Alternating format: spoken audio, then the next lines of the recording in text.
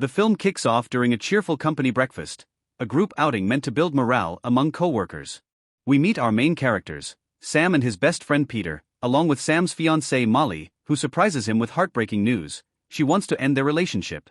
Meanwhile, Peter chats away with his girlfriend Candace, and the rest of the team gradually arrives, including Olivia and their stern boss Dennis.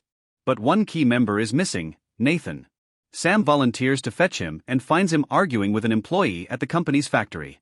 After settling the dispute, Sam brings Nathan back.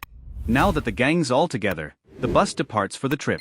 Everything seems fine, until the bus approaches a bridge under heavy construction. Suddenly, Sam senses something is wrong. A small prick on his hand bleeds unexpectedly.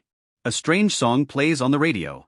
A breeze becomes a gust, and the wind intensifies. Then, chaos. The bridge starts crumbling. Support cables snap. Asphalt cracks open. Sam panics and grabs Molly, rushing off the bus. Candace plummets to her death, crashing onto a boat below. Isaac drowns after being trapped inside the bus as it sinks. The survivors try to cross a narrow beam to the other side. Molly makes it. Olivia, without her glasses, loses balance and slips. She survives the fall but is crushed by a car. Nathan is torn apart by a flying cable. Dennis is scalded to death by molten asphalt. Only Peter, Sam, and Molly remain. As Peter hangs on a weak railing, metal rods fall from a passing truck. One impales him, killing him instantly. Sam dangles for his life as Molly tries to help, but a falling metal plate splits him in half. Then, he wakes up. It was a vision. Back on the bus, everything feels eerily familiar. The same cut on his hand, the same song on the radio. Realizing the horror to come, Sam leaps into action, pulling Molly off the bus. Chaos follows again, but this time, thanks to Sam's warning, more people escape before the bridge collapses for real. The FBI suspects Sam might have been involved in the disaster, but later confirms the bridge collapsed due to high winds, not sabotage. At the funeral, Sam tells his co-workers about the vision. A mysterious mortician interrupts, warning him, "You can't cheat death." As life returns to normal, Sam works at a restaurant. One day, he visits Molly and questions her decision to leave him. She explains it's because he's moving to Paris, and she can't follow him. Their relationship seems over. Elsewhere, Peter supports Candace as she practices her gymnastics routine. She's nervous but gives it her all. A loose nail on the beam nearly causes an accident, but she narrowly avoids it. Her teammate, however, steps on that nail, triggering a freak chain of events. A bucket of chalk spills into a fan, blowing dust into Candace's eyes mid-air. She loses her grip, falls hard, and her body is shattered on impact. Sam arrives moments after the tragedy, stunned by another death he couldn't prevent. Sam notices something strange. The same mortician from the cemetery is standing nearby, watching in silence. Meanwhile, Peter gathers everyone at the office to talk about what happened. But Isaac? He's too busy raiding the desks of his deceased co-workers, pocketing whatever valuables he finds. Among the items, he discovers a free massage voucher for a local wellness resort, and wastes no time heading there, ditching the rest of the group, who are still reeling from Candace's death. Peter, in particular, is devastated. He breaks down, insisting he should have been able to save her, and smashes a glass in frustration. Their boss, Dennis, witnesses the outburst and calls the investigating officer, still suspicious about the accident. At the wellness center, Isaac flirts shamelessly with the receptionist, but instead of a romantic massage, he's handed over to an older woman for a traditional treatment. She cracks his bones with brutal pressure, leaving him wincing in pain. Then she prepares for acupuncture. Isaac insists the needles be sterilized, so she soaks them in alcohol and gets to work, sticking them all over his body, face, chest, stomach. During the session, his phone rings. She sets it on a shelf near a lit candle and reminds him, no distractions. Then she leaves, instructing him to rest for 30 minutes. But trouble is already brewing. A lit incense stick drops a hot ember onto a nearby paper, sparking a fire.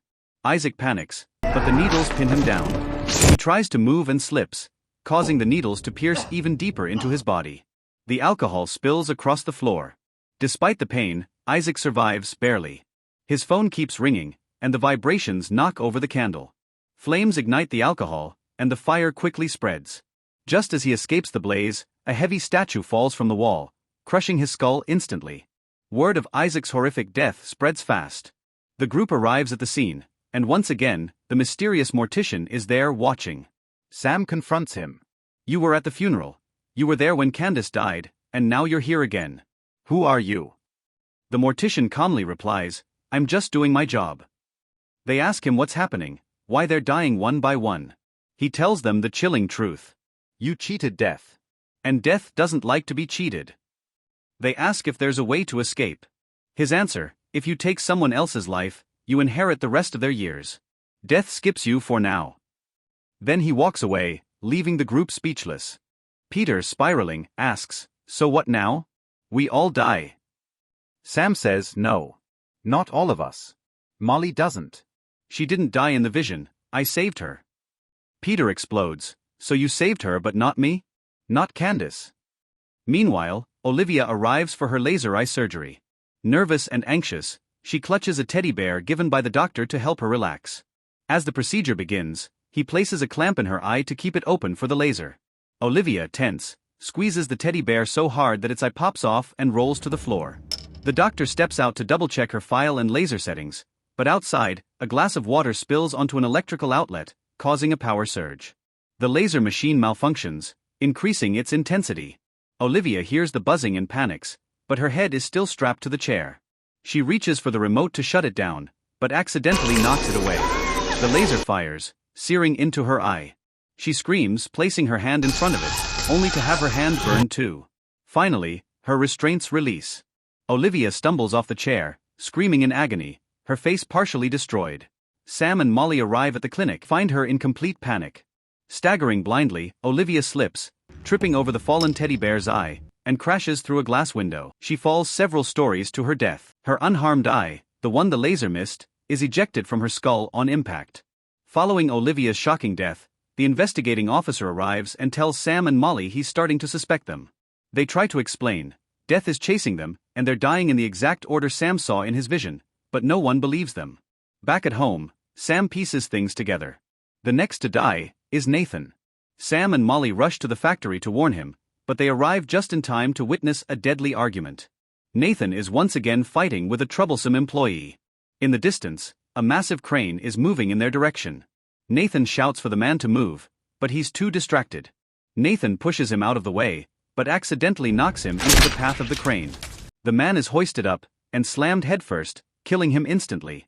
Meanwhile, Peter is arguing with Dennis back at the office, trying to explain what's happening. But Dennis isn't buying it. He thinks Peter's lost it, and calls the police to report that Peter threatened him. Peter storms off to the factory and arrives at the aftermath of the accident. Sam and Molly arrive soon after, and Peter immediately confronts Nathan. Did you kill him? Did you take his life to survive? Nathan denies it, saying it was an accident. But Peter insists, you pushed him. That means you took his life. You're safe now. Sam nervously asks, then who's next?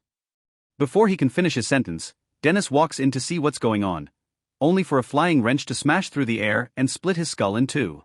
After yet another horrifying death, Sam and Molly walk off together. Sam confesses, that means Peter's next, and then me. But I'm not hiding. I'm going back to work. He returns to his restaurant shift, surrounded by sharp knives, fire, and every possible workplace hazard, but miraculously, the night ends without incident. After his shift, he meets Molly outside. Sam has prepared a quiet romantic dinner to make amends, but just as things start to feel normal, Peter bursts in. He's disheveled and broken. He confesses that he tried multiple times to kill someone, anyone, just to save himself. He even almost pushed a little girl in front of a bus, but couldn't go through with it. I couldn't do it, he says. She didn't deserve to die, but neither did Candace. Why did Molly get to live while Candace didn't? Then he pulls out a gun. Peter declares he'll kill Molly and take her life, that it's the only way to escape death. He fires a shot, but it misses. A nearby officer, who had been monitoring Peter after Dennis' report, hears the gunfire and rushes in. Sam and Molly flee into the kitchen, with Peter chasing them. But the cop confronts Peter, too late. Peter shoots and kills him. Now Peter has taken someone's life, and believes he's safe again. But Sam isn't going to let him hurt Molly. A brutal fight breaks out in the kitchen. Pans, knives, anything they can get their hands on. The gun falls onto the stove. Sam is knocked down. Peter grabs a knife and lunges at Molly, but Sam stabs him in the back with a skewer, killing him. Molly breathes in relief. That means you took the cop's life. You're safe now. Sam isn't so sure, until the gun overheats on the stove and suddenly fires. The bullet barely misses Sam. He smiles. Now I believe it. 2 weeks later. Sam and Molly board a flight to Paris, ready to start a new life. The plane? Flight 180, the same one that exploded in the original Final Destination film. They take their seats, and watch a group of teenagers argue, then suddenly exit the plane, just like in the first vision all those years ago. The plane takes off. Sam tries to relax. A familiar song plays through the speaker. Then, a sharp pain in his hand. Blood. Just like before. Suddenly, an explosion. The engine bursts into flames. The aircraft splits in half. Molly is thrown into the air. Sam tries to grab her, but the entire plane erupts, killing them both instantly. Back on the ground, the last survivor, Nathan, is attending the funeral of the man he accidentally killed. One of the man's relatives approaches Nathan and says, "It's a good thing he died quickly. The doctor said he only had a couple of days left anyway, brain cancer." Nathan freezes. He realizes the horrifying truth: the life he stole was already almost over. Which means death never really skipped him. Moments later, the entire building explodes. Nathan dies on the spot. Skull, you can't cheat death. Pushpin subscribe for more intense movie breakdowns like this. Bell, and don't forget to hit that bell before death hits you first.